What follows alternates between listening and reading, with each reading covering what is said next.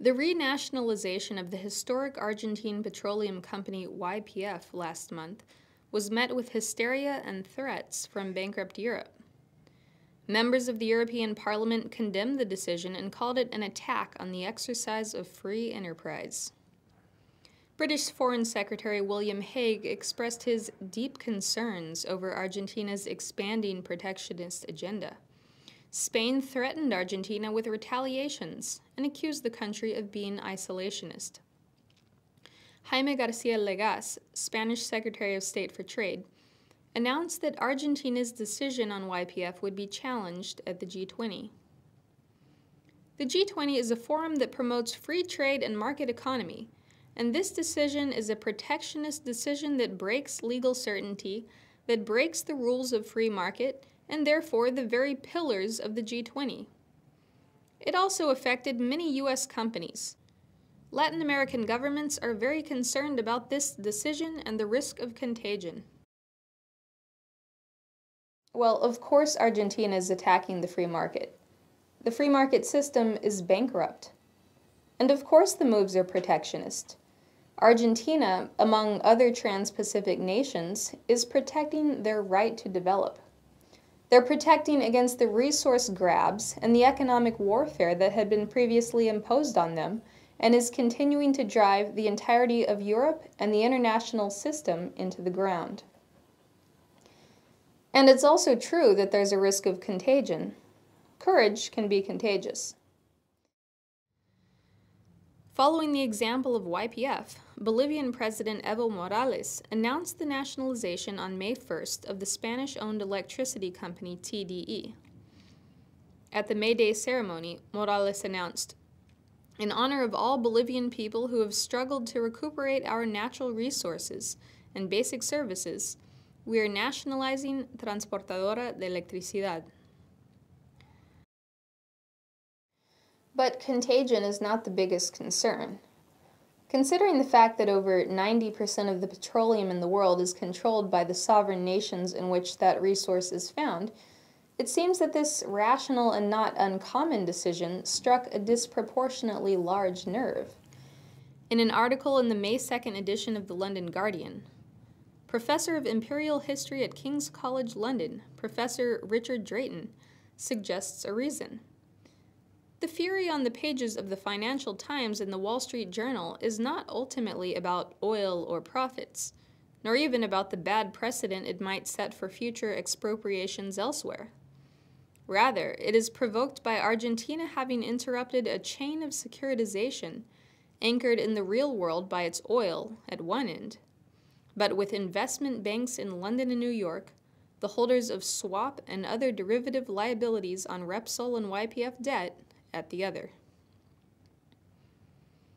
Despite the hysterical response from those who hold the end of this chain of fictitious debt, the build-up to the G20 has received a different response.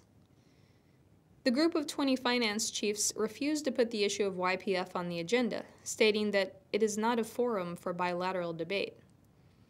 Furthermore, the BRICS nations decided to defend Argentina and drafted a declaration responding to Spain's accusation of isolationism, which will be presented at the upcoming G20 summit this June. On the same day that the European Parliament called upon the EU to put sanctions on Argentina, the BRICS nations invited Argentina to co-sponsor the declaration with them on the issue of employment, economic growth, and international commerce. The declaration refutes the charge that Argentina is becoming isolationist and states that open commerce does not generate economic growth, development, and social inclusion on its own, but that there are other policies that promote investment in human capital and infrastructure. Furthermore, it calls on the international community to respect the policies of developing countries, so that they may achieve their objectives of growth, development, and stability.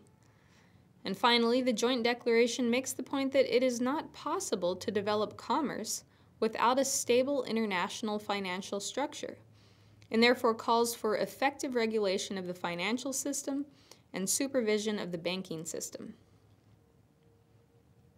So you have a situation where the fastest growing economies in the world, Russia, India, China, and Argentina, are being lectured on the issue of economics, or threatened with war, by bankrupt Europe and the bankrupt United States.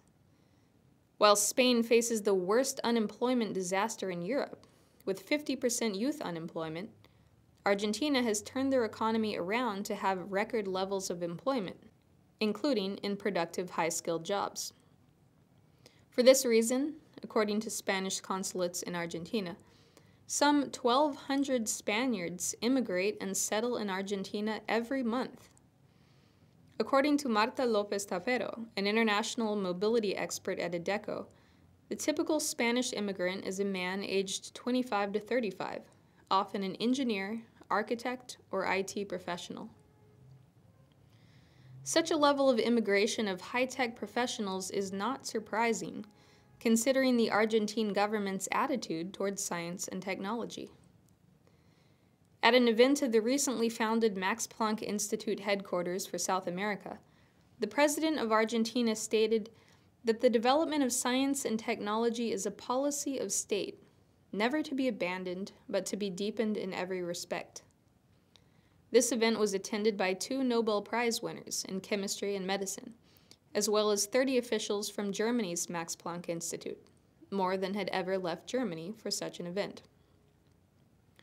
President Fernandez discussed the advances that the nation had made in science since 2003, when her husband Nestor Kirchner was elected president, and they began to change the direction of the country as a team. Since 2003, Argentina's investment in education has tripled. While in 2003, 5% of the GDP was going to pay the debt and only 2% towards education, today it is the reverse, and the investment in education is almost 6.5% of the GDP. As a result of Nestor Kirchner's creation of the Ministry of Science and Technology, the budget for science and technology has increased by 937% since 2003. There has been a 66% increase in human resources dedicated to science, and a 67% increase in scientific infrastructure. There has been a 72% increase in scientific researchers. 890 scientists have been repatriated, and that figure is expected to reach 1,000 by the end of the year. And 40% of those repatriated scientists are returning to their home country from the United States, where science is dying under the current political conditions.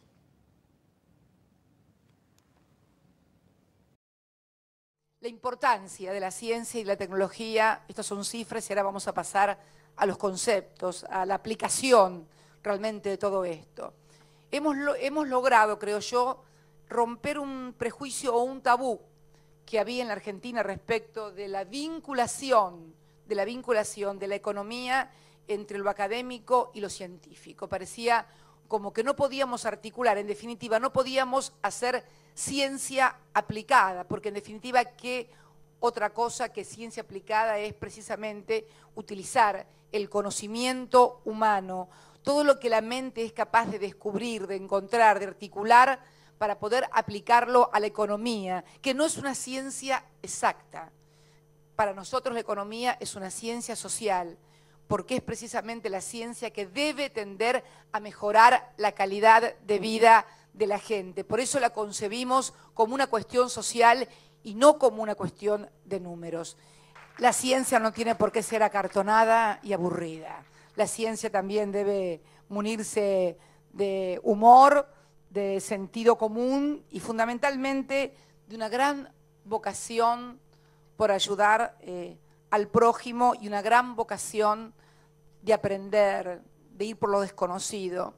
Hoy leí una frase de Einstein, leí en un diario, no sabía, conozco muchas frases de Einstein, a mí hay una que me gusta mucho y que la repito en cada reunión del G20, ya que estamos, les voy a contar lo que Einstein también está presente en el G20.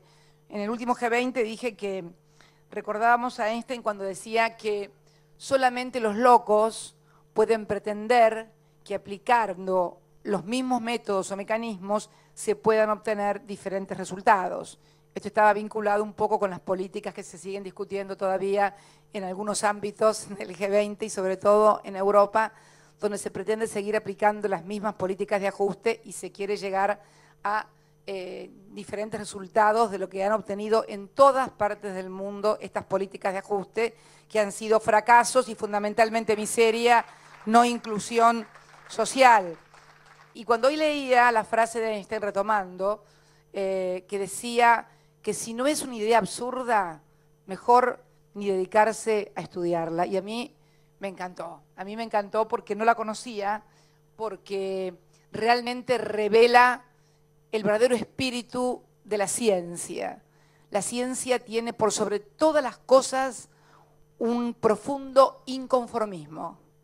Por eso se dedica a estudiar, a interpelar, a desafiar a todo lo que está para demostrar que puede ser distinto y que puede haber otra cosa. Yo por lo menos interpreto que la ciencia es eso, un gran desafío a lo que ya está y conocemos. Si no desafiamos a lo que ya está y conocemos, es muy difícil ser científico, es muy difícil hacer ciencia. Y en un país donde solamente nos conocían por las vacas o por los granos, queremos que también nos empiecen a conocer por la ciencia y por la tecnología, porque no estamos dispuestos a ser consumidores de ciencia y tecnología, sino que queremos ser y somos productores de ciencia y tecnología. Que este es el gran desafío que queremos seguir llevando adelante.